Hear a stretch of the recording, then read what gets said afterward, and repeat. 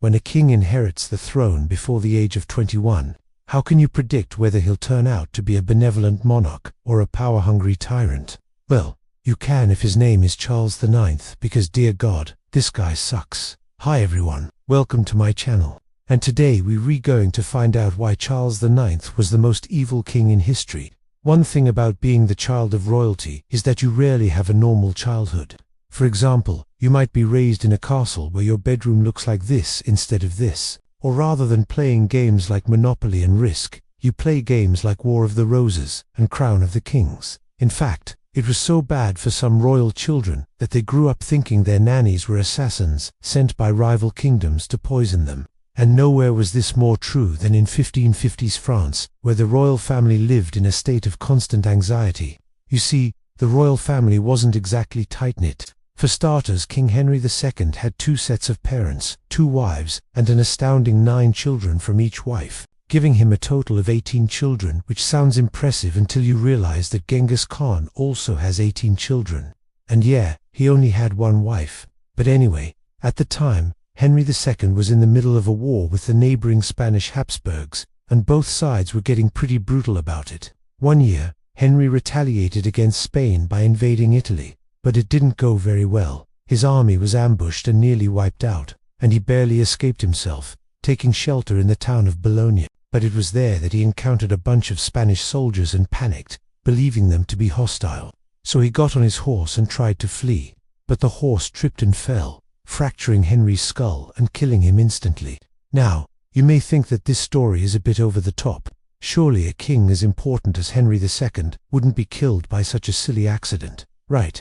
Wrong, because just 17 days later, Henry II died of complications from his injury. And when I say complications, I mean his brain started to liquefy. And now, this is where our story begins, because Henry's son, Charles IX, was only 13 years old when he inherited the French throne. But given the kingdom's precarious condition, Henry's counselors decided that Charles would need some help running things. Specifically, they wanted his mother, Isabella of Spain, to serve as regent until Charles came of age. And boy, did she do an excellent job. That is to say, she did an excellent job of making sure Charles never became a competent ruler. Oh sure, she let him perform some ceremonial duties as the figurehead king, but when it came to actually doing anything substantial, like leading the country or waging wars, she kept him out of the loop. Charles's frustration grew with every passing year, especially after the counselors told him he wasn't allowed to marry the woman he loved, Princess Elizabeth of Austria.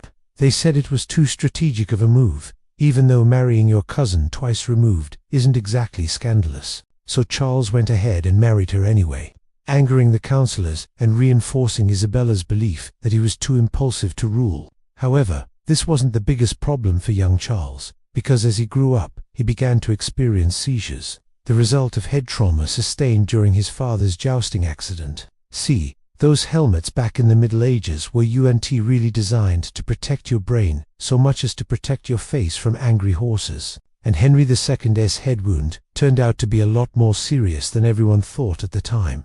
In fact, Charles's seizures were so severe that Isabella hired for doctors to treat him, and they recommended that Charles live a life of leisure in the French countryside to calm his nerves. Not exactly the kind of advice you expect to hear as the King of France.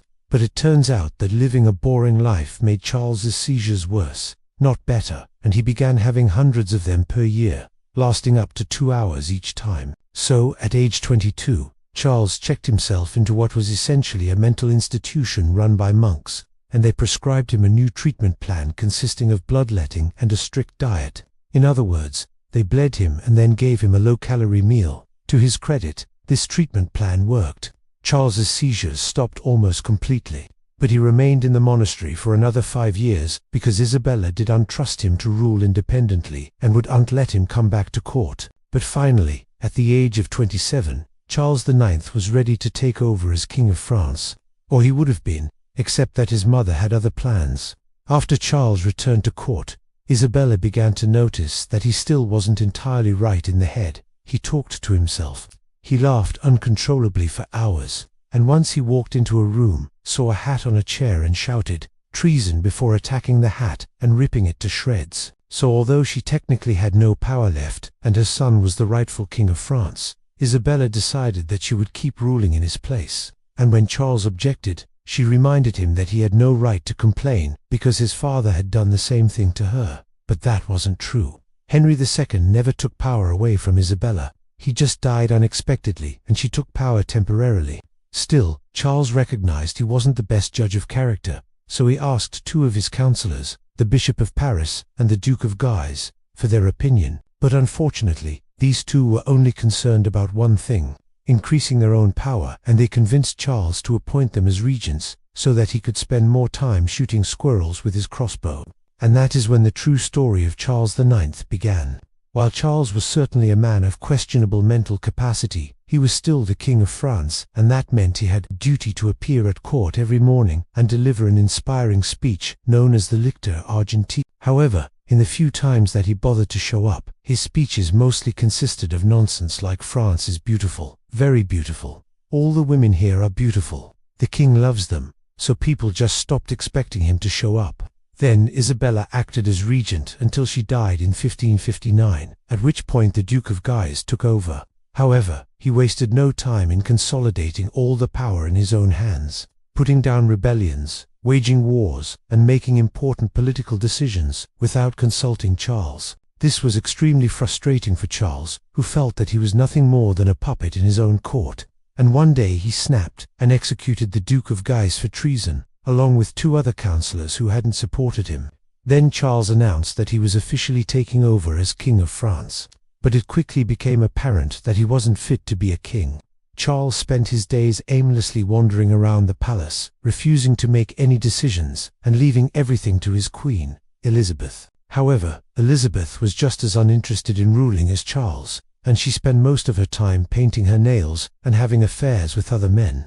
This lack of interest in their duties was extremely frustrating to the French nobility, and they eventually staged a coup d'état, forcing Charles IX and his wife to flee France in disguise. They traveled around Europe for several years, staying at fancy hotels and brothels, all the while being funded by Charles's sister, Mary, Queen of Scots. Finally, Mary invited Charles and Elizabeth to live with her in Scotland, where they spent their days hunting animals and having sex.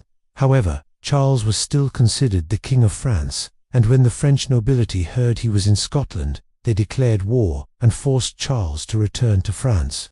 Then they brought him to the palace of Fontainebleau and locked him in a bedroom. For the rest of his life, Charles spent his days throwing tantrums and screaming at the walls, until he developed tuberculosis and died in 1574. Hey, thanks for watching.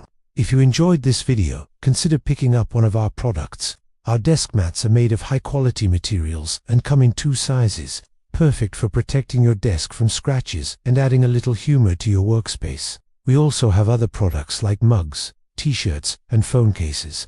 So check out our store and use code EvilKing for 10% off.